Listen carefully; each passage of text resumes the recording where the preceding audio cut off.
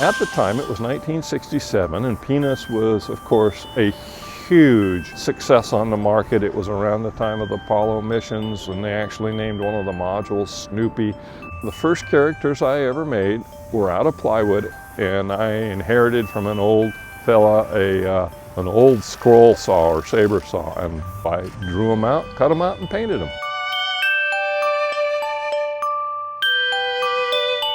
As they got bigger, we would bring them out in pieces, and we started growing on the front lawn. And it was about in 1981 Santa Claus came to visit us the very first time. He said he'd been flying over and seeing it for years, and he stopped by and decided that he'd like to come and play. So for Santa, we needed more than just a lawn chair. So I built a small stage, just a little 3-wing thing, so he'd have a place to sit and people would line up. And then the next thing you know, I built a bigger one and a bigger one and a bigger one. And people would say, "Oh my Lord, I forgot my camera," over and over and over. What a beautiful picture with the I wish I had that. So I had the inclination to do it 4 or 5 years before, and I finally ran into a friend of mine who got involved in digital cameras, and the technology came around and at a cost that we could afford. So we gave out 2,200 pictures the first year.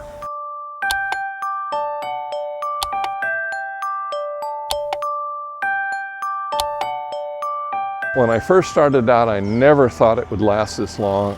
I was concerned about the financial burden. I'm older, I can't do as much as I used to. It is true when they say God closes one door, he opens another.